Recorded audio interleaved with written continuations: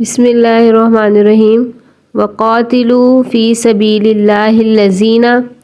اور قتال کرو اللہ کے راستے میں ان لوگوں سے، وقاتلوا اور قتال کرو فی میں سبیل اللہ اللہ کے راستے میں،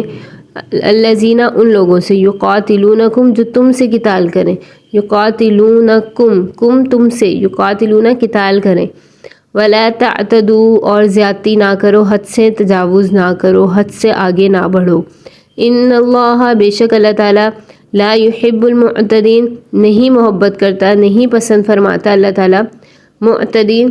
حد سے گزرنے والوں کو، زیادتی کرنے والوں کو، وقتلوہم اور تم ان کو قتل کرو، ہم ان کو، حیث جہاں بھی، ثقفتموہم تم ان کو پاؤ، واخرجوہم اور ان کو نکالو، من حیث جہاں سے، اخرجوکم انہوں نے تمہیں نکالا، والفتنۃ اور فتنہ یعنی دین سے پھیرنا پھرانا، اشد یہ زیادہ سخت ہے، من القتل قتل کرنے سے بھی، ولا تقاتلوہم اور تم نہ قتل کرو ان کو، عند المسجد الحرام مسجد الحرام یعنی مکہ کے پاس، بیت اللہ شریف مراد ہے، حتی یہاں تک کہ یقاتلوکم وہ تمہیں قتل کریں، فیہ اس میں مسجد حرام میں، فإن قاتلوکم پھر اگر تم ان کو قتل کرو، فإن قاتلوکم پھر اگر قاتلوکم وہ تمہیں قتل کریں، فقتلوہم تو تم بھی انہیں قتل کرو، کذالک اسی طرح جزاء الکافرین سزا ہے کافروں کی،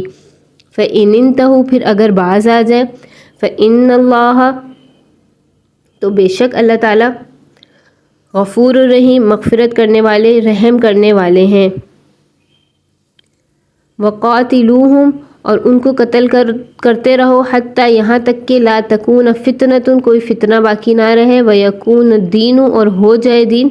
للہ اللہ کے لیے، اور قتل کرتے رہو ان کو یہاں تک کہ نہ رہے کوئی فتنہ اور ہو جائے دین اللہ ہی کے لیے، فإن انتہوا پھر اگر وہ باز آ جائیں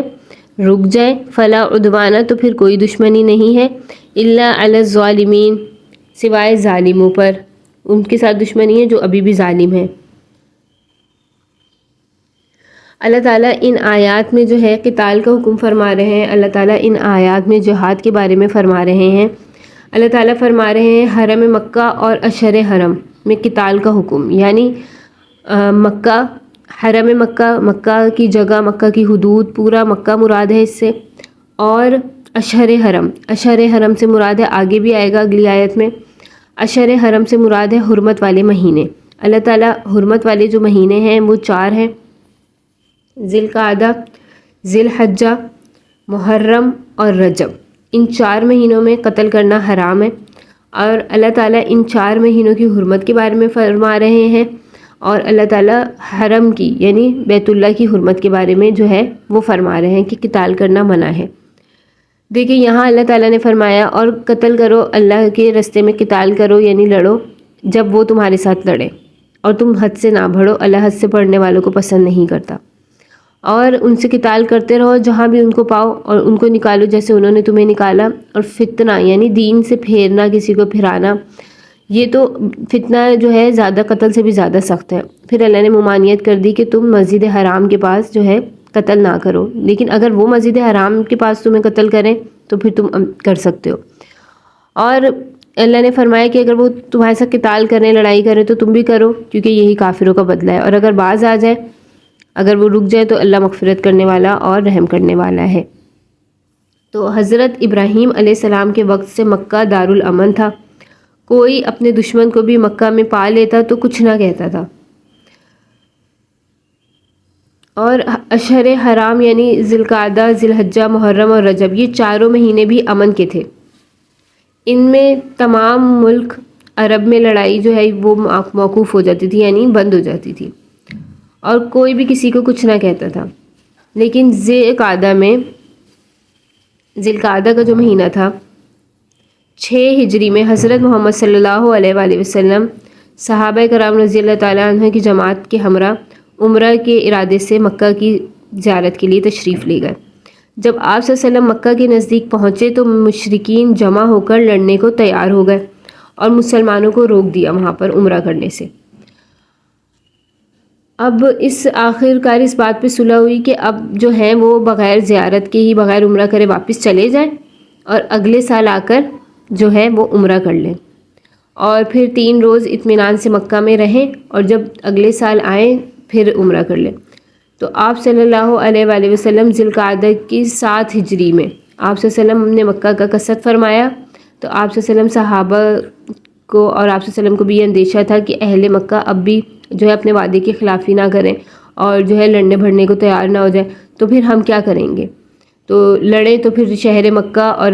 ہم حرم مکہ میں کیوں لڑیں، کیونکہ ان کی حرمت ہے اس جگہ کی، اور اگر نہیں لڑیں گے تو پھر عمرہ کیسے ادا کریں گے؟ تو اس پر اللہ تعالیٰ نے جو ہے یہ آیت نازل فرمائی۔ اللہ تعالیٰ نے فرمایا اگر وہ اس مہینے میں، مہینہ حرمت والے مہینے میں، اور عہد کے خلاف کریں اور تم سے لڑیں، کیونکہ انہوں نے کہا تھا اگلے سال آ جائیں اور پھر عمرہ کر لیں، تو اللہ نے پھر یہ آیت نازل فرمائی کہ اگر وہ عہد کے خلاف کر کے اور پھر تم سے لڑے تو تم بھی جو ہے بے تعامل ہو کر ان سے لڑو، لیکن یہ فرمایا اللہ نے کہ تمہاری طرف سے جو ہے ابتدا نہیں ہونی چاہیے، وہ تم سے لڑیں، وہ تم سے قتال کریں تو پھر تم ان سے قتال کرو، ابتدا تمہاری طرف سے نہ ہونی چاہیے، زیادتی تمہاری طرف سے نہ ہو۔ اور پھر اللہ تعالیٰ نے جو ہے اس آیت میں جہاد کے احکام، آداب جو ان کے بارے میں بتایا، اور اگلی آیات میں حج کے بارے میں، اس سے اگلی آیت جو آئیں گی اس میں حج کے بارے میں مکمل احکام بیان کیے۔ اللہ نے فرمایا کہ زیادتی نہ کرو، جتنا وہ تم سے لڑیں اتنا لڑو، زیادتی نہ کرو، کیونکہ اللہ زیادتی کرنے والوں کو پسند نہیں فرماتا۔ اور اللہ نے فرمایا یہاں پر فتنہ سے فرمایا اللہ نے کہ دین سے پھر جانا یا دوسرے کو پھرانا یا مہینہ حرمت والے، مطلب کہ حرم مکہ میں کفار کا شرک کرنا اور کرانا، یہ سب سے زیادہ کبیح ہے، یہ تو قتل کرنے سے بھی زیادہ کبیح ہے، یہ فرمایا اللہ تعالیٰ نے۔ آگے اللہ تعالیٰ نے فرمایا کہ اگر وہ باز آ جائیں تو بے شک اللہ تعالیٰ مغفرت کرنے والے اور رحم کرنے والے، یعنی اگر وہ امن میں آ جائیں اور وہ تمہیں کچھ نقصان نہ دیں تو اللہ ان کو مغفرت بھی کرنے والا ہے، اللہ ان کی اور ان پر رحم کرنے والا ہے۔ اگر وہ اسلام لے آئیں، یعنی ہتھیار ڈال دیں اور اسلام لے آئیں، اور پھر وہ بھی امن میں اور تم بھی امن میں ہو۔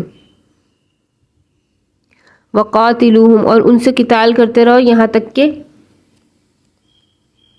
کوئی فتنہ باقی نہ رہے۔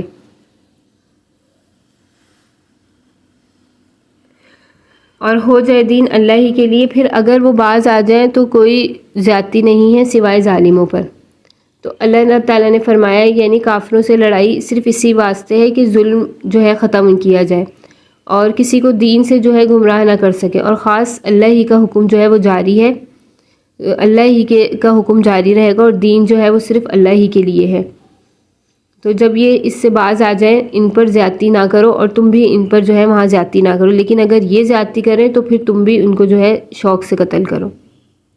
اللہ تعالیٰ نے ان آیات میں جہاد کے بارے میں فرمایا۔